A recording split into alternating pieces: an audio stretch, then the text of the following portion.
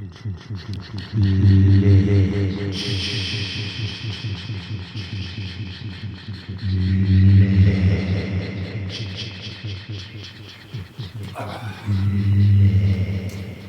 everybody, it's me, good buddy Matt D. Today we are going to be inking a Lich, according to the post-it.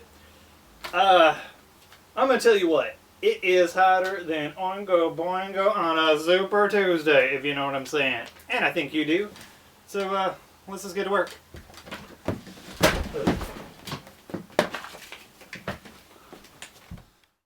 Alrighty, let's get it on to the art table and do some inking. I hope you are soaking up and enjoying this establishing shot, because you are not going to get a better shot in this video. Because I'm going to be spinning this bad boy around like a whirling dervish. Hopefully I'll get to that later, but the first thing I want to talk about is, boom, me hitting these edges on the side. Like I do in every video, and I often am goofing on myself, calling it like this bootleg Instagram effect. And it is. But it's all, I do it for a very good reason. And I don't do it with every drawing. I'm doing it largely with these drawings, especially this one, because this kind of falls into the category of a 0.8 drawing instead of a 0.3 drawing. But a lot of these things I'm drawing, like this is a Lich, right? Like this undead monster that's usually some sort of wizard that is keeping themselves in this kind of horrified, monstrous state, right? Who live in these dark caverns, etc., monsters, ghoulies, etc. They're just living in kind of like these dark pits. And let's say if I didn't do the edges, what would end up happening is, like, I would have this finished drawing, but unless you saw the finished drawing from like straight on, you're gonna see the edges, right? And as soon as you see the edges, what you will see is like this really bright white line with, again, maybe a little bit of flex as the ink kind of spills over to the side, but that gives it just basically, it's like a big shiny light that is like unfinished. And by hitting those edges, I'm really gonna say that falls under the category of craft. Like, hitting those edges is just good craft, and I cannot stress craft enough in any drawing, painting, or thing that you're doing. A little bit goes a long way. And this kind of reminds me of just kind of the nature of inking unto itself, and this kind of weird thing that my friend Sachiko, who was at the time a head installer for Saul LeWitt, the grandfather of conceptual art, #humble brag. But I showed Sachiko my sketch diary at one point, and I handed it off to her, this whole book. And I remember she held the book in her hand and just kind of lifted it up and down like it was this sacred object, and it was, and just goes, "Oh, this is heavy with ink." And it struck me, boom, like, it is heavy with ink, right? I've done so many drawings in this book that, yeah, I've soaked the paper and have actually altered the weight of this tome that I'm working on. And the same thing, I think about that when I'm making drawings. I'm thinking about that a little bit when I'm inking this Lich, that instead of drawing or inking, that I'm actually precision staining the paper, right? I am fully aware of the porous quality of the paper, and the fact that I'm maybe not drawing, but the paper is sucking the ink from the tip of the pen. I don't know, something to chew on when you're going out and about doing your own thing. Now, I had mentioned off the top that I'm going to be spinning this around, and you can already see it's in and out of frame and spinning this thing around like a madman. And let me say, if you're watching other art videos, what are you doing, man? Just watch mine. But if you're watching other art videos, notice how a lot of times they've taped their piece down so you can get a really good view of it, right? So when they were paintings and drawings, and you get a real good idea of what they're doing. I'm going to tell you right now, those people are heroes. I can't do that.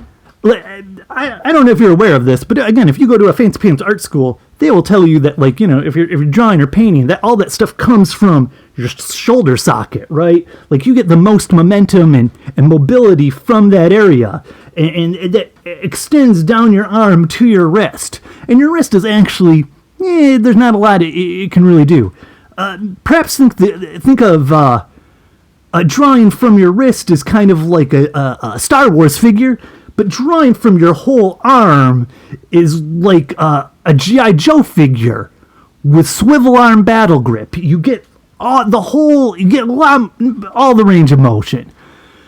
Well, in drawings this tiny, and in illustration and inking in general, you're kind of working in this kind of smaller micro scale, so you don't have the benefit of that full range of motion. And because of that, you got to spin this around. You need to be able to hit all the different angles, and to get some of those lines, to get some of those things across, sometimes you got to turn it upside down to get that line right.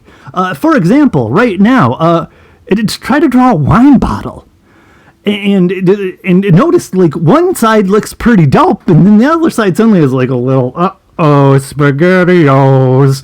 But if you had turned it around, or turned it a different way, you know, in a way that maybe you're naturally more comfortable, but not the direction the bottle is naturally in, you might find yourself having a little bit more ease.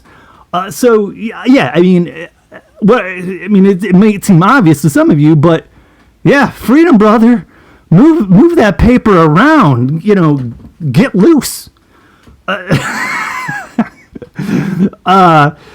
So also, another kind of thing, as I'm kind of hitting up the background there, is line,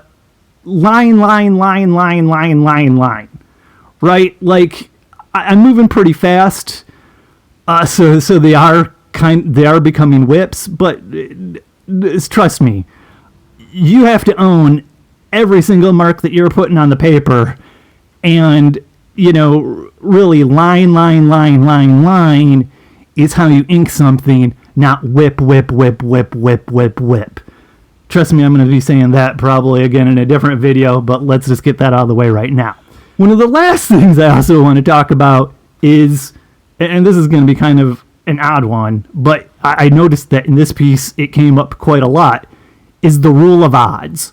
Like, I don't know if you're aware of this, but things naturally, I don't know if it's because our brains, how they're wired, things naturally look good when they're oddly numbered, like 3, 7, 5.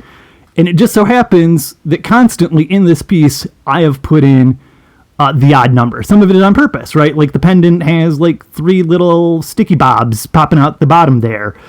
His crown, same thing, 3 little sticky bobs. It kind of supposed to coincide with the pendant, but also 3 is the magic number.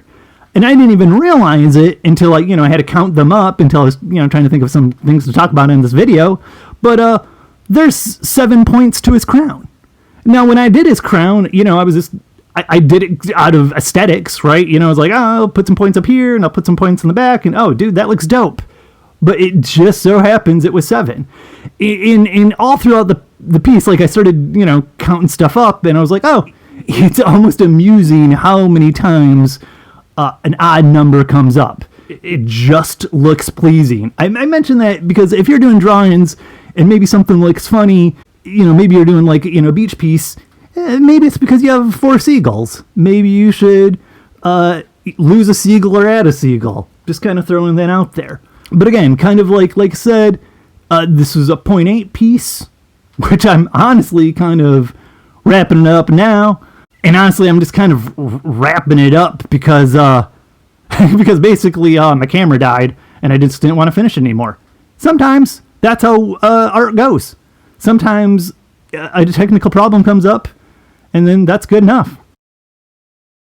Another masterpiece. So there you have it. Check this out, another fantastic drawing. I know you can't really follow along because I'm working at like ×8 speed, but hopefully you kind of maybe like learned a little bit insight, some tips or tricks, or just kind of expanded your artistic horizons, if only just a little bit. Yeah, dude, I'm not kidding. Yeah, this is your good buddy Matt D. Ow! And, yeah, it's hot. I'm out of here.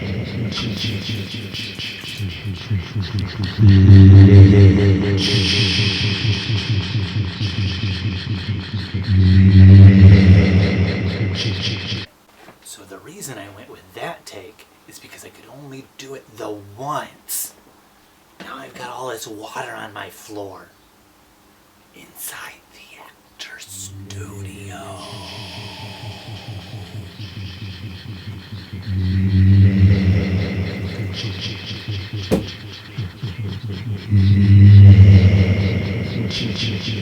Sort of looks like I wet myself.